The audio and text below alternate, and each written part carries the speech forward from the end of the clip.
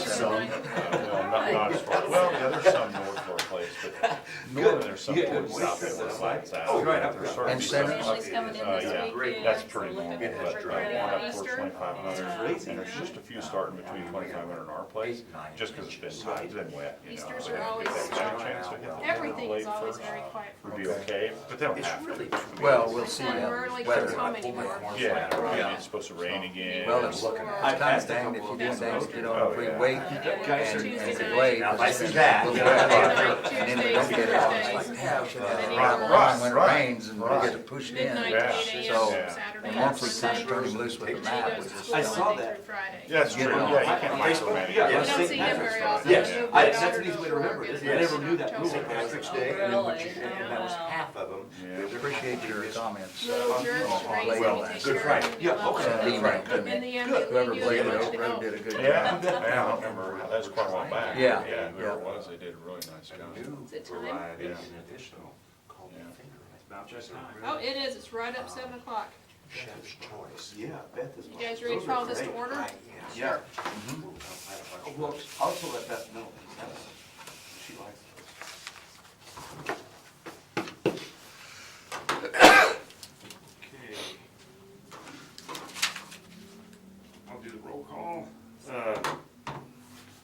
Commissioner Felwish, Oh, present. Commissioner Weaver, Sorry. Here. Commissioner Schneider, Here. Commissioner Anderson, Here. Commissioner Wolf, Here, Commissioner Hedstrom. Here. All right. And election of officers for chair and vice chair. So who wants to do it this time around? I think Claire has just done an excellent job, and, I think it's been a really easy year, Danetta. well, you're just getting the hang of it. That's so- actually what I was going to say, Yeah. something like, it's been an easy year, and I would like to have the chair and co-chair just continue on for another year, since it was an easy So I year. make a motion that nominations cease? Any seconds? I second that. Okay. All in favor, say aye. Aye. Aye. Okay, so moving on. We need to approve the minutes from last meeting. We do need to correct the part about the agricultural uses, Okay. yeah, On minutes? yeah. And what specifically on that? Well, to be more like what I emailed you, it's not an amendment on ag uses, but the proposed reg, let me see, how was it worded? That there be a 1 mile buffer zone Okay, between existing livestock. right. And Facilities I will, and- yeah, I'll make that change. Okay, But I worded it that way, and I'll explain why here when we get to that. Anything else? so do we need to change the minutes as written? Is that what you're saying, Donnie? Yeah, probably, if Okay. that's what she wants me to put that in there, so I'll put that in. Okay. All right? I would make a motion that we approve the minutes with the changes as noted. Any seconds? Second. Second? All in favor, say aye. Aye. Okay, so new business, PC 17-1, public hearing regarding amendment to format of Dickinson County zoning map.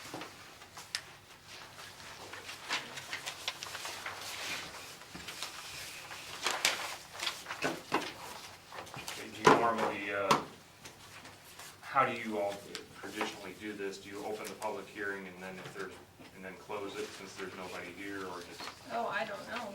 What do we normally do, guys? Since Well, there's I no- don't know, if we had some, a Well, the meeting. one time we had the public hearing where we had the group here, and I think we opened it up. We did, but we don't have anyone here, Well, so do there's- we need to open it? So I guess we've Is never- that a procedural thing that we need to do? Procedural, just open it and then close it. Okay, do I have to like read the entire thing since we don't No. have anyone here? No, Okay. no, you just say open the So the public meeting hearing. would be open for public comment. I don't see any public comment. So then, do we need to make a motion to close it? Yeah. Okay, I so, would like So- to make a motion that we close public comment. Second. all in favor, say aye. Aye. Can we note the record that no one was here? Yeah, Good idea. yeah. How would someone find out that there would be an opportunity for public comment? I about some- advertise it. Oh, It's it was yeah, in It's the in the paper? paper, Yeah. isn't it? Okay, great. It's also on the website. Yeah. Yeah, Website and paper, and I guess if they had an issue, they could contact him during yeah. business I've got hours. my number, yeah. I give them my number on there too, and tell them just contact me. So that way you guys don't get inundated with questions. Okay, so moving on to staff report, PC 17-1, general format amendment to Dickinson County zoning map. Okay. This is a staff-initiated amendment to the existing county zoning map. The map was previously enforced, depicted Ag 40 and Ag 80 districts as red and blue respectively. Also, the Red Bud Lake zoning district was not included on the map, though this district has been enforced since 2012 at least. This newly revised map depicts the agricultural districts as variations of green, and the Red Bud Lake district is also included. If the Planning Commission recommends the approval of this document, staff will forward on to the County Commission for approval. Once final approval has been granted, this map will be available through a link on our website. Staff is recommending approval of the map, and let me just get up here and just kind of show you a couple of details on it. It's much easier to read now than it was before.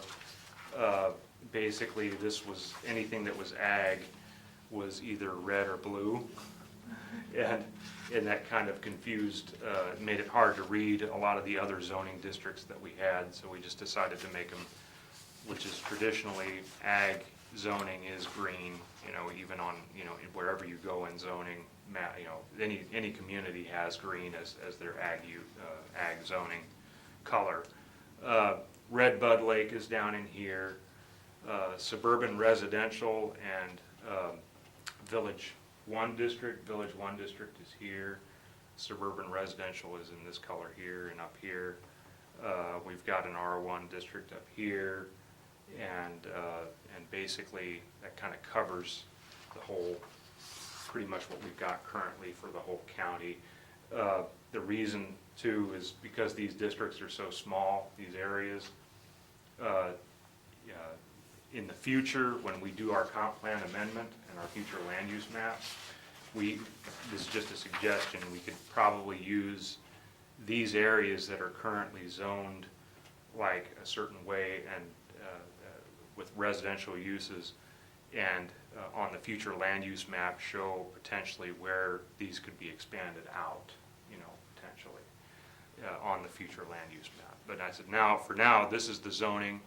And if you all approve it or make a motion to approve this evening, I'll forward this on to the county commission. That becomes the official zoning map. So we're not talking about changing any property zoning tonight. No. It's simply The the format of it, and maybe making some consistency of colors. Yes. One question I have is, in my eyes, I see two different colors of green. Is that correct? Yes. Yeah. And what's the difference? The lighter color is the Ag 40 that's around Ah. in here, and the darker green is Ag 80. Ag 80. It's on the website printed. It's a little difficult to see, but it's when you see it on the website and online, there's a little bit more contrast between the two, so you can tell a better. For some reason our GIS printer doesn't print as good with the contrast as you can see it online. So it doesn't look like we're a red blue state fighting each other. But that's all I've got on that. So if you all have I say, any changes or whatever you want me to make on there, but I think that pretty much covers everything. I sat down, Sherry and I, and went over it, and I think this is really good, and I said it's easy for staff to read now too, so. Do you see any downside in what you're asking? No. Now, there might be some changes in terms of, I've heard, and this is from the mapping department, but this wouldn't affect us and this wouldn't affect this map, is they'd like to take this base map here that has the zoning of the county and put the other communities like Abilene and Chapman and all of their zoning in there too. But it's that would, I think for our sake, I think if we just kept it, we would have our own little county zoning map, because since we don't have any jurisdiction in any of those other Right. cities, we could keep our own zoning map that shows like basically what you've got here. But at some point, they want to put a separate map using this as a base map and putting zoning just in all county zoning, where it shows even the zoning In the municipalities? Yeah. That would make sense. So in other words, your R1, R2, R3, Right. commercial, industrial. Yeah, all of those different Yada, yada, yada. categories in their respective communities. Madam Chairman, I would so move that we accept this. Do I have a second? Second. I do have one more question. Does this take into effect, or how does it affect the, what we did a few years ago where if it was within, It has no effect. Okay. All Just this is a different color color. change. Okay. That's all it is a All color right. change. gotcha. Yeah, no parcels have been changed. These are all consistent with how the current Okay. parcels are zoned. Are we ready for a vote? Let's change it up. All in favor, raise your right hand. Okay.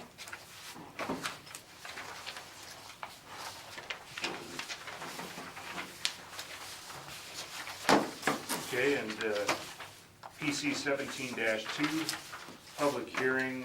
This will be a discussion on possible amendment establishing separation requirements between specifically cattle type operations and platted subdivisions. With that, I'll turn it back over to the chair. Okay. At the March 14th Planning Commission meeting, staff was directed to investigate other counties which may address buffering requirements between cattle-intensive operations and residential uses. Staff researched zoning requirements for agricultural uses in Saline, Marion, Ottawa, Clay, Gary, and Morris counties. Staff found there appears to be no specific buffering requirements between conflicting uses in those counties. The following narrative outlines the staff's findings. Saline County addresses separation through a conditional use permit for newly proposed commercial animal operations. Expansion of existing commercial uses is also handled through a conditional use. Marion County includes language similar to Dickinson County, which requires a conditional use permit for commercial stockyards and feedlots.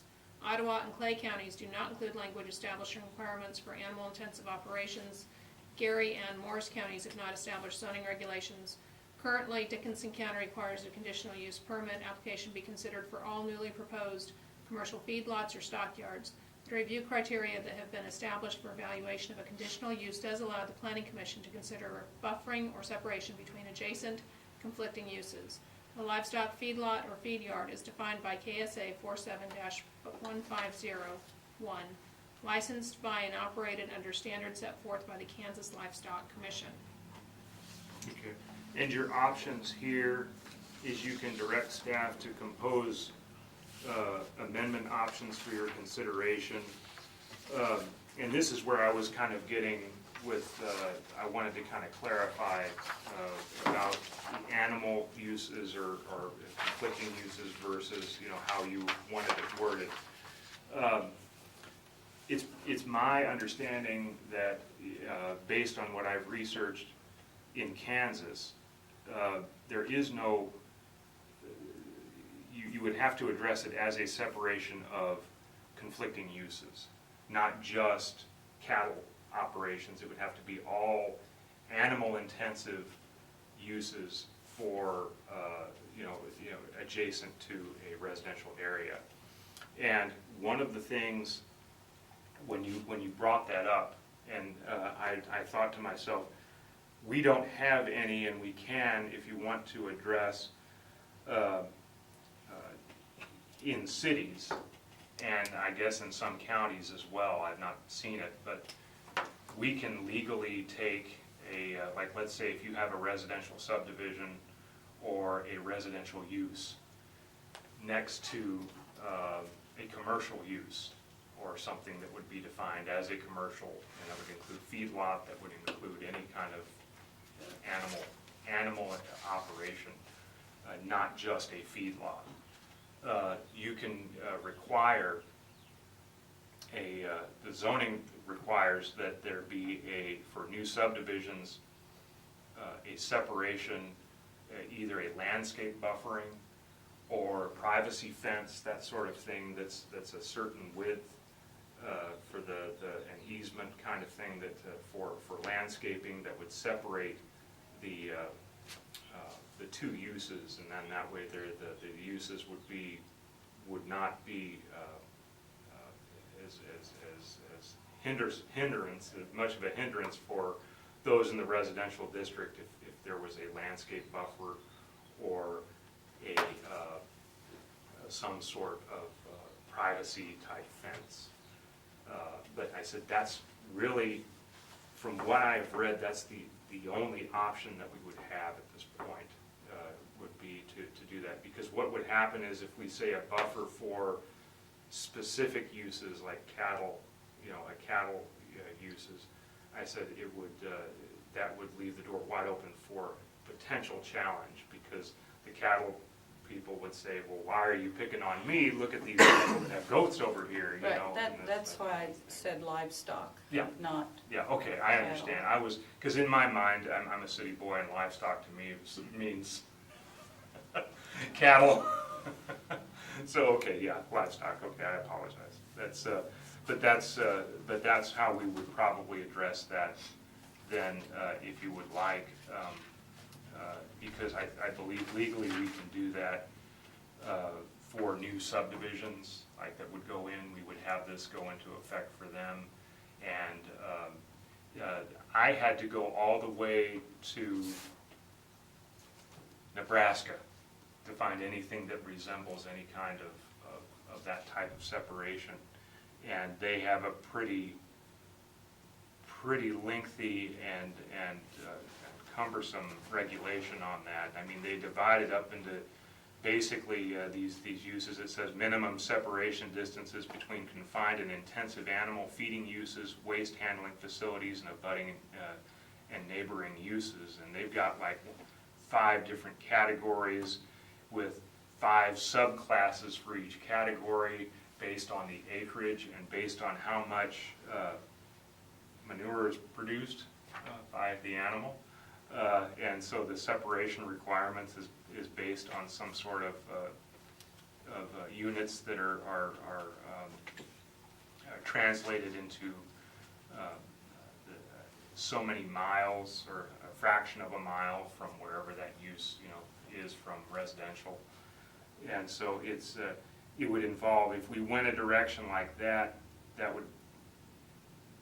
I think it would be easier just to go ahead and require for new subdivisions, have them do a separation easement or separation buffer for landscaping and or some sort of screening that would allow that residential subdivision not to have to look at the adjacent operation. I don't think look is necessarily It's the. not only the, it's not necessarily the look. Oh, I know. It's the smell. Yeah, Okay. exactly. Yeah. Yeah.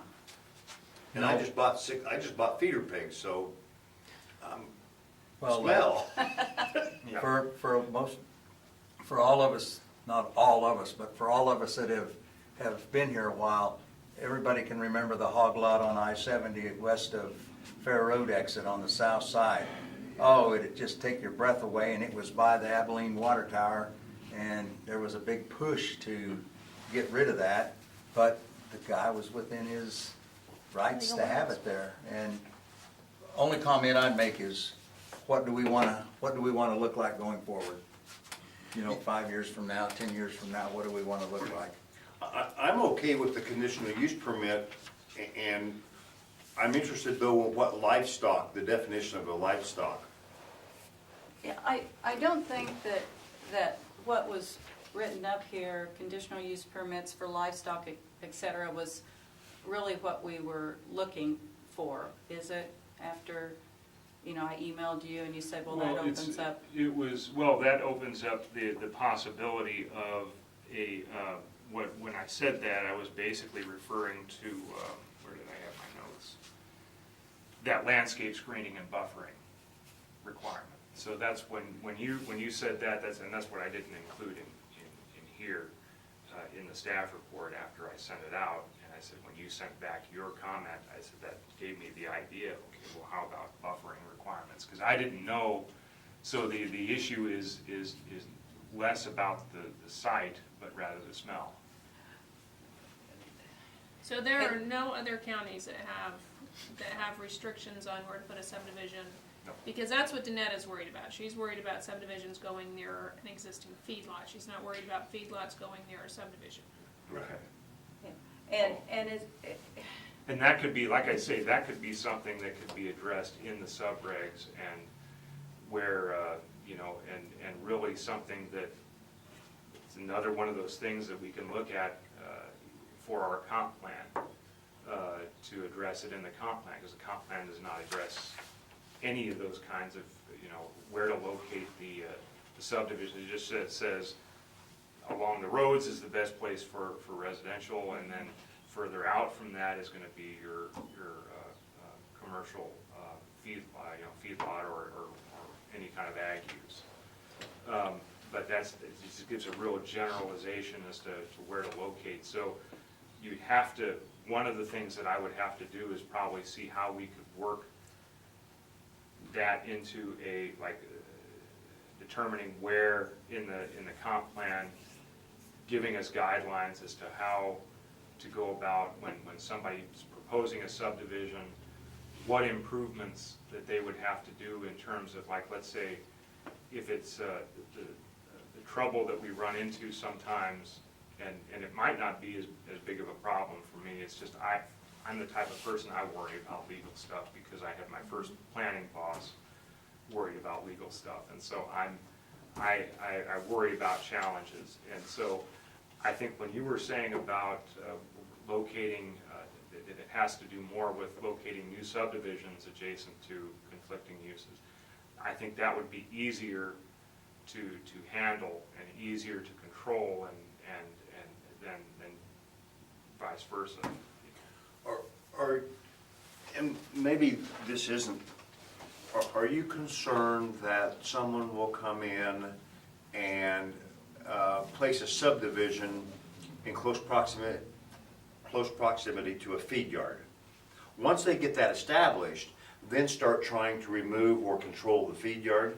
Right, yeah. I mean, Okay. we've seen that happen. Oh, okay. And, yeah, Okay. and I guess I was just trying to work out something to minimize the possibility of problems between the two factions. Right. Something like saying, okay, there has to be 1 mile buffer between a subdivision and any existing livestock facility. I just think if you take any existing livestock facility and you say, we can't do anything for a mile around here, you're gonna be taking in a lot of land space in Dickinson County, and we're kinda strapped for cash is how I feel about it right now.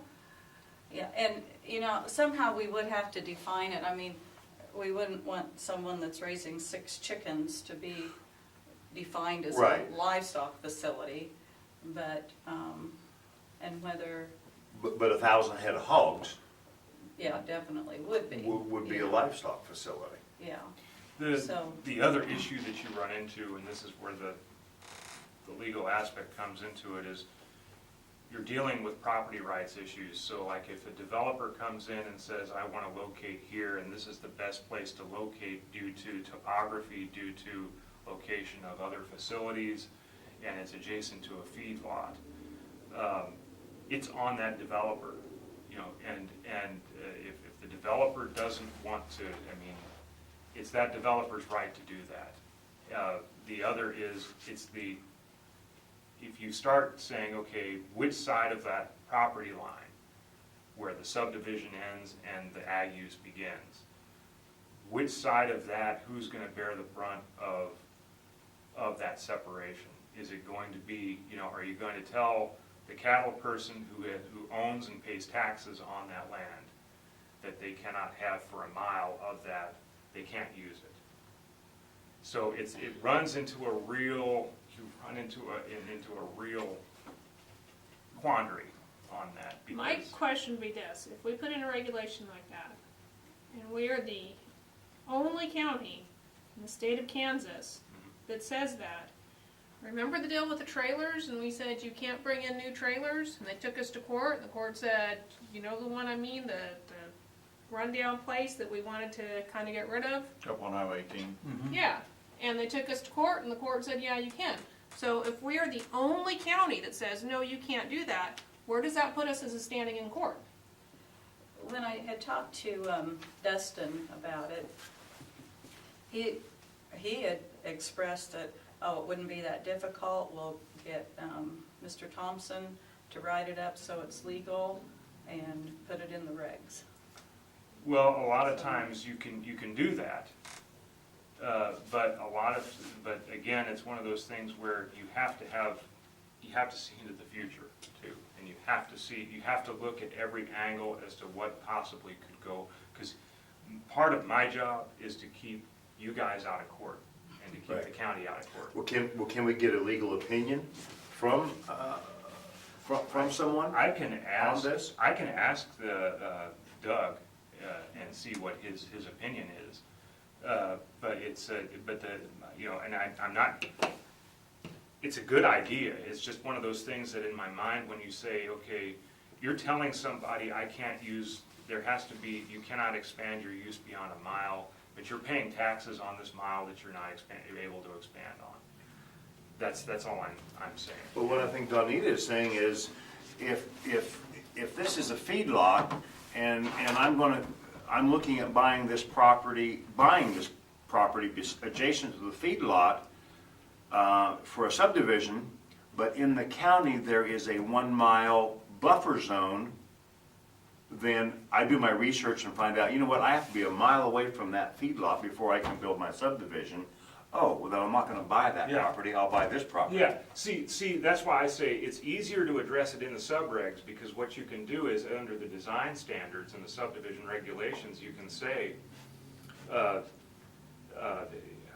put a provision in there that says that the boundary of the subdivision has to have, if it's adjacent to, let's say, a feedlot or some other conflicting commercial use, you would have to maintain a distance of a mile, let's say, from where that existing use is, and you would have to draw from where that existing use is 5,280 feet in, and then that way, if it crosses over, so then that way, that's the buffer, it covers both sides.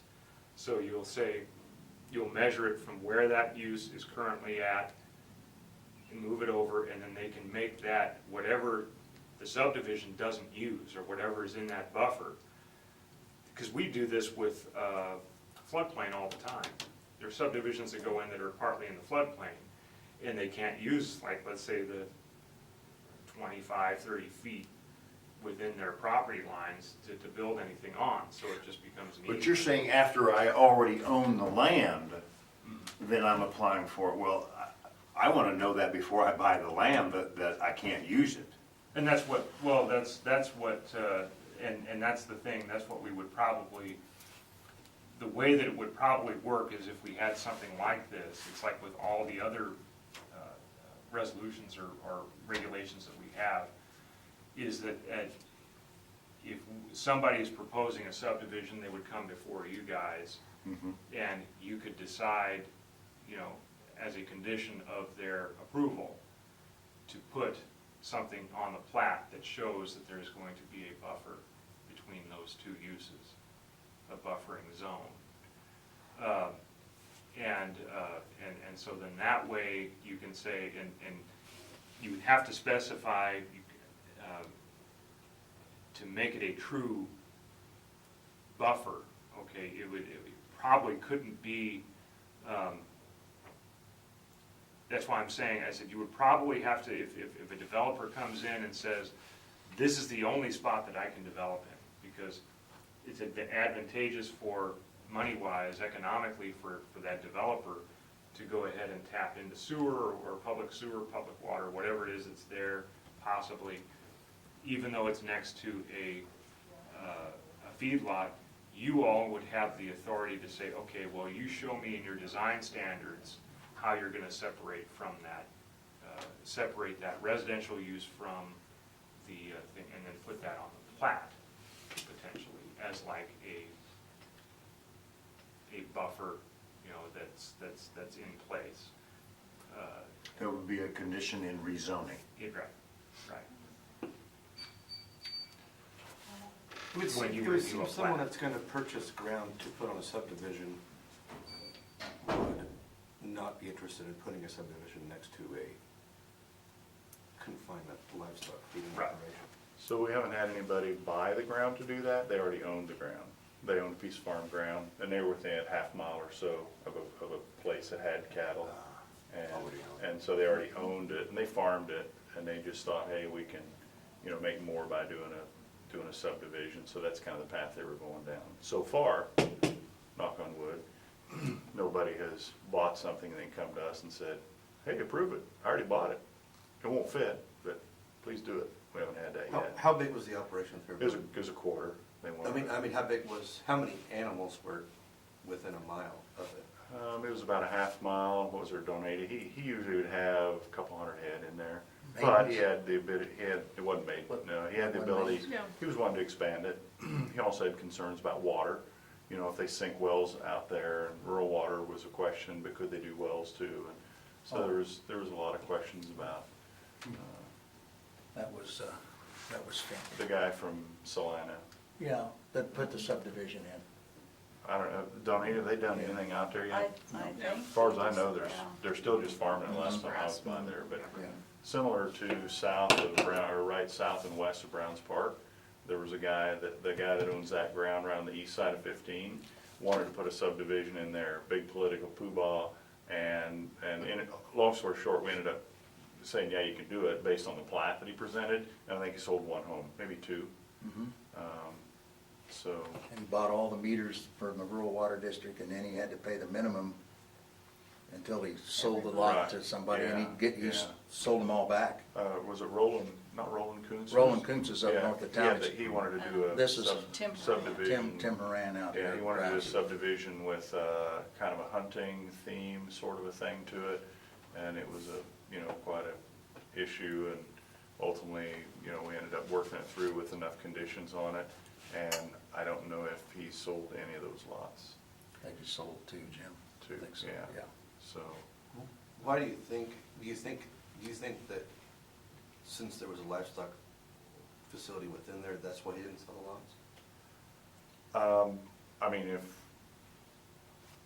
I don't know, I thought it was a stupid place to put one, but I mean, that's personal, that's personal opinion. I'm like, why, I wouldn't want to live there, but That's it's what like, I'm questioning. I wonder, if they want to spend the money in the county and try to put up a subdivision in a place that's not very good to do that, then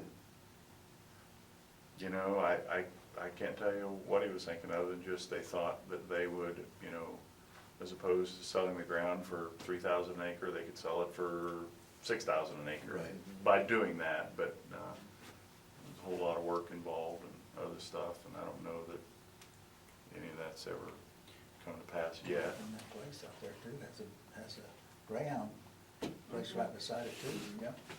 So with that, I think, Tim, like you mentioned, we're gonna have to, if we put that in, livestock facility, we're gonna have to define what a livestock facility is, like Donita said. Yeah. Somehow we're gonna have to define that. Is it cattle and hogs? Is it cattle, hogs, and chickens? Sheep.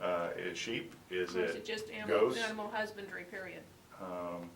So we're gonna have to define that so that we don't get caught later on, somebody saying, no, mine's not a livestock facility, and we say, yes, it is. We'll have to have it defined. And then it needs to also go both ways, maybe. So if there is a subdivision or a house, can a livestock facility, can a guy build a feedlot, you know, right across the property line from that? It kinda has to go both ways, I think. Okay. So what that looks like, I don't know, but. And to add one more, I'm sorry, to add one more little wriggle to this, but I in my research, in Nebraska, the county that I looked at, the minimum, they base their separation on how many of each animal there are. So basically, the lowest amount, smallest amount is like an eighth of an acre. And then the highest with the most animals would be 1.5 miles. And so we would have to define whatever the numbers are, and I would have to see, like I say, from Doug, and do some research to find out legally how we can go about doing that, so that we can, like I say, I think it's best to address it in the sub-reg, but we can do it also, we can have it where in the zoning regs as well, under the conditional uses for those types of uses that are listed, that are already a conditional use, we can go ahead and put parameters under that conditional use for you, so that if a livestock operation wants to expand, or they want to establish a new facility, you can look at those specific things as well. I'm only familiar with cattle, someone with hogs. Do you have to have a KDHE permit? Okay. Confinement. Might that, I mean, if someone's big enough that they have to have a KDHE permit, you know, that might be. Yeah. That would be a definition then of a livestock facility. Yeah. Yeah. Well, and You it's, know, so that would I think- eliminate I two think horses that or might be- That might be whatever. a pretty good sized operation. I think that Yeah, with that cattle, could it's be. like 999. well, I would I have, believe, have or to have that. something. Wow. before you- Okay. I'd have to see what KSA 47-1501 says, Okay. and how Yeah, I what their should have looked at that parameters when are. I came in. There's another permit when you get to the thresholds 1,000 head of Okay. cattle. I assume it's that way with any animal. But I never looked it up, but there might be other ones that are smaller, but I know that threshold's important Okay. in those That would be a regulations. little But large. I don't know. If I was farming in Dickinson County, or if I just invested in ground, I sure don't like the idea of people, of the government telling me that you can do this with your ground if this I mean, before you put in a subdivision, don't you have to go through a permitting process anyway? Oh, yeah, Yeah. yeah, it would have So- to go through you guys. It You would know, come to us. I don't know, I put up a couple pins in my, back behind my place that can't be seen from the road, and I could probably feed, 75 or 100 cattle back there if I wanted to, and turn them out to where they can graze or whatever, which would be a lot more animals than there now, but I have that option because I have the pin, but I sure wouldn't like anyone coming in and saying, you just invested whatever, $8,000 in pipe and time and all this work, and then say, well, you can't do that or whatever. And if I owned ground and I could make, if my returns were a couple $100 an acre for my lifetime, but I thought I could, maximize the value of that ground by selling it off because people would want to build houses there, I don't think that I would like that anyone to come in and say that I couldn't do that. And if in the same turn, if I want to invest all the money it takes to go through the permitting process and all the things that it takes to put in a subdivision, and don't realize that people don't want to live next to You don't a need the babysitter confi- a to tell you confinement that you cattle. can't do it? Well, then it's my own fault. It's my own fault that I Yeah. did that, You didn't do your due diligence. Yeah. I've worked for very large commercial cattle feeders, and it just gets to where they just buy the ground up around there, I worked for one place that one time capacity would have been 120,000 head. And there was just a circle around that yard that whenever something came open, they tried to purchase it, so they didn't. You don't want to have a lot of neighbors, but there's ways of getting around it without mandates or whatever you want to call it, I think. Yeah, and that's the thing too, is, the other thing is I have to look at, before I bring anything to you, I have to look at what's enforceable. Because a lot of times, I don't know how many operations there are in Dickinson County that have livestock or meet any of the definitions that we have currently, but if they expand adjacent to a residential area, how will we know? We'll have to keep track of every head, you know, that they purchase, or every head that they move around on that property to make sure that they're complying, you know, and that's hard to do.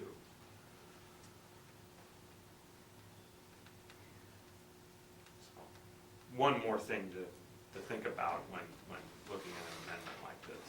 Well, KDHE pretty much regulates that though, where you can put the livestock and how many you can have and. Well, I mean, if it's going, if they want to expand over into, like, let's say, an area that's in the buffer that we're proposing, that's gonna be harder to enforce. And monitor. Yeah. Well, obviously, there has been some issues that a guideline would have been helpful to keep people from probably spending money. Is there a way that we can get a legal opinion that Yeah. that something would stand up or not stand up? So I would make a motion that we direct, as a board, we direct Tim to continue his research, get a legal opinion from county staff, and bring us back some more information to chew on. Second. All right. All in favor, raise your hand. Okay.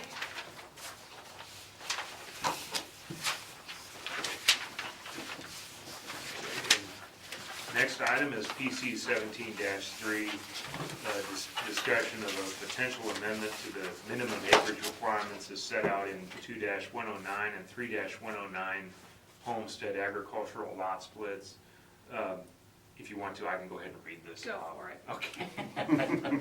At the March 14th Planning Commission meeting, staff was directed to investigate options for amending the minimum acreage requirements for homestead agricultural lot splits of the Ag 40 and Ag 80 zoning districts.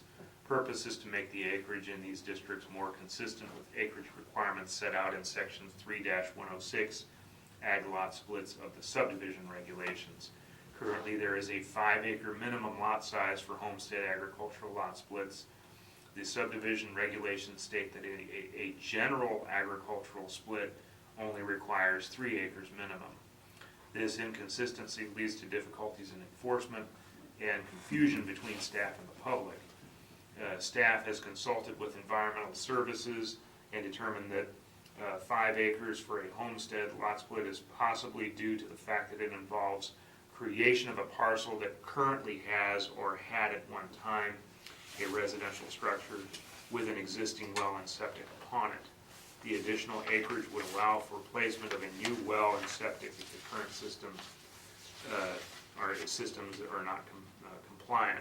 However, staff has encountered a number of instances where a home site is proposed and the parcel being split is vacant with no existing well or septic system. Furthermore, due to the configuration of use limitations of some parent tracts, it may be difficult to achieve the provision for a 5-acre split.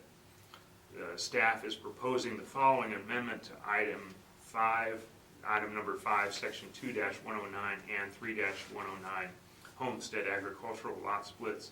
The current wording states under number 5, lot and easement dimensions. The minimum width and newly created lot shall be 470 feet, and the minimum depth of the newly created lot shall be 470 feet. Minimum width at all points of the access easement shall be 30 feet. Staff is proposing the following wording. Item number 5 will say lot size and easement dimensions.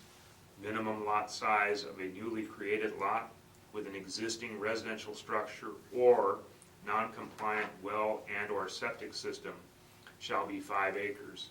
If the newly created lot is vacant and has no well and/or septic system installed, minimum acreage shall be 3 acres. Smaller acreages not less than 2.5 acres may be approved at the discretion of the zoning administrator and environmental services, provided the parcel has access to rural water. Minimum width at all points of the access easement shall be 30 feet. So that's the new, what staff is proposing, and I've already, like I said, I talked with Randy Barton, and he didn't have any issues with it. He says that's actually really clarifies quite a bit. So your options would be to direct staff to compose a resolution with an amended language for sections 2-109 and 3-109, or direct staff to compose a resolution with any additional changes you deem necessary as the commission, or make no changes at this time. Did either of you happen to remember why the 5 acres was I'm put in there? scratching my head. Honestly, I haven't thought about it since our other meeting. I had a couple things to do. Yeah. I'm trying to remember now. I think the 3 was, if we wanted to give that flexibility, if they had rural water, there's also, even if they don't have rural water, they could do 3 acres, but it's got to line up pretty much right, because you have to have so many feet between the well and the septic, and you have to have so many feet between the well and the house. So you can do it on 3 acres, but it's got to line up correctly. And it was, I think, Wally, keep me straight here, but I think it was really, it had been in there for a long time, and we just said, well, we'll keep it, because sometimes people want to move the country, but they don't want 5 acres. I mean, 5 acres is enough, they're going to have to get a bigger mower, tractor, whatever, and so if everything lines up, either rural water or the septic and the well and the house, if everything could be positioned right and is correct, enough distance between, 3 acres is okay. I mean, we're not going to stand in the way of that. It's the only thing that I can recollect at all. What environmental services has told me that they run into a lot of times is you'll have parcels that have existing non-compliant systems, but that they have to replace them, and they've been in the ground for so long that that extra acreage for that 5 is needed so that they can fit and line everything up for a new system in that portion that's not contaminated has not been contaminated over the years. So that's why I said the 3 acres would be good if it's vacant, if there's no indication of any septic or well, and you could just start brand new, and then go from there. And then anything less than that 3 acres would require some sort of public water and sewer, because that's how it's enforced now through environmental services. They've got to have, they can go down as low as 2.5 acres in a platted subdivision, is what Randy told me. Okay, that was going to be my question, Yeah. was why are we looking at 2? I'm hesitant about the 2.5 acre Right. discretionary. I'm hesitant about that. Right, and that's for platted subdivisions that have access to rural water. So that is a current, Yeah, that's Right, enforced. that's current enforced, but it's right not now. worded. It's not, there's no wording in it. I have to consult with Randy, and I think that it's best to get our wording and our zoning regs kind of consistent with his. and that makes sense. And that kind of upset the whole thing, wouldn't Bump the lot size up. it? Yeah, right, exactly. Any further thoughts? I'd like to make a motion to accept staff's proposed wording of number 5 for section 2.12-109 and 3-109. Any seconds?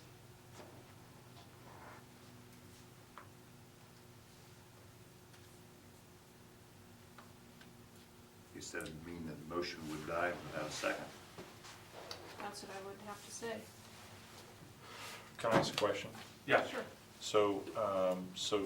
So tell me again the difference on the back of it between items 1 and 2. Direct staff to compose a resolution with the amended language. Direct staff to compose a resolution. With any additional changes as you would Oh, deem okay. necessary. I see, I got you. Yeah. Okay. So which of those are you recommending? Are you recommending one or two? As written or with any additionals? As written. As written, okay. Thank you.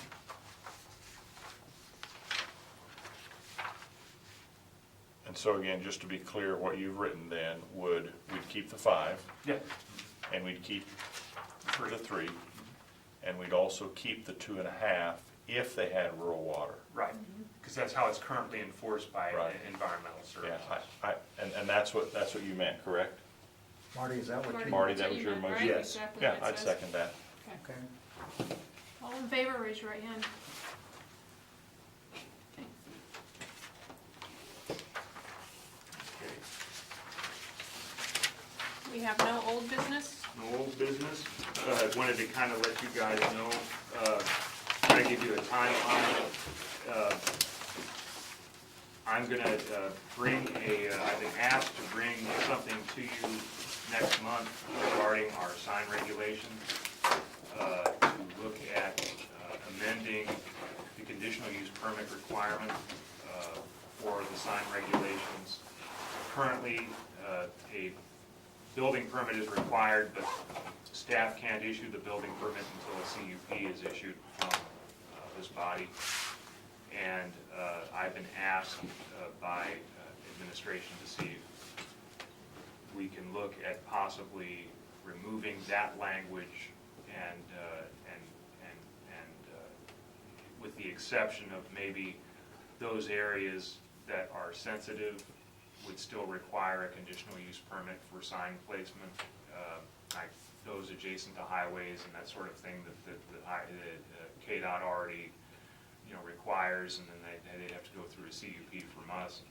But right now, as it stands, no commercial sign can be put up without a conditional use permit anywhere in the county without a CUP. And so I've been asked to kind of look at amending that and streamlining it, the process, and making it so that in general, all it would take is just a staff review of what's being proposed. And then if there's something that's like in an area that's like adjacent to the highways or whatever, it would still require. So then now it requires a CUP, conditional use permit, that has to come in front of us Yes. to put a sign up. Yeah. So if Russell Stover wanted to add a sign, it would have to come in front of Yeah. us. Yeah. It would seem like to me that would be cumbersome, and that there could be some strict guidelines on allowing staff, if it falls within X, Y, and Z, it wouldn't need to come to this staff. To me, that would be, Should be able to be pretty black and white. Yeah, as long as the sign meets the requirements that we've approved, it doesn't have to come before us. is that what you were asking? Yeah, because what I can do is, at this point, is if you want to, I can go ahead, if you're going in that direction, I can present you with a resolution next month to look over, and just, you can give me your opinion one way or the other about it, and make any changes you want to. But that's basically, right now, it says a conditional use permit for all signs. And so what I was gonna do is remove that parameter and put some parameters in that still keeps it a conditional use, but only in certain areas, and let staff,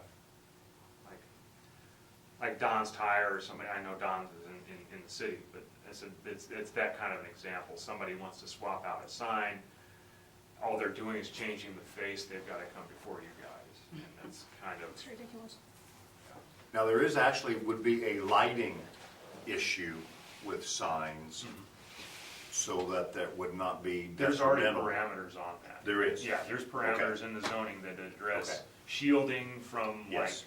Yes. residential areas and that sort of thing. That's already in here.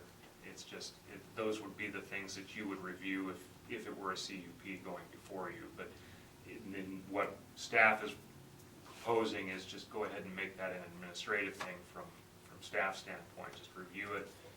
Are they proposing everything? Is it going by X, Y, and Z? Yeah, they're fine. Issue the permit. Were you two on the zoning board when the Lion's Den sign was discussed? Mr. Cosby got it to lower the sign because it didn't fall in, Instead of the it light. didn't fall in the current sign regulations, it was too high, so it come down. So, would, but this would still regulate Oh, things yeah, like that, yeah. right? Mhm. What, define things like that, you mean the sign or the location? The business. Well- What he's talking about is signage only. Right. Yeah. So, okay, But, The use but wouldn't be I'm touched. I'm on the same thing, I had the same thought, because that whole thing ran through my mind again. Do we have anything on the rules and regs, that regulates sexually oriented businesses? Yeah. Yeah. They're still, yeah, they're on, they're allowed, and I think, I'm thinking we moved them out and down and put them in the, can't, is this I think it's the recorded? industrial, or non-industrial, This being that's recorded. city, that's, adjacent to an industrial zone or something, is Yeah. how we worded it to make it sound like, compatible with. Tim, are we still being recorded and put on Facebook or YouTube? Yeah, Okay. That was all. okay. Yeah, I didn't do it last month because I ran into technical issues with the thing, and now that I've got it. Just want to know how clearly we should enunciate. Okay, yeah, Okay. okay. So our next meeting is scheduled for May 9th. May 9th. Something happens. So do I need a motion to adjourn? So moved? second. All in favor, let's stand up. I have one quick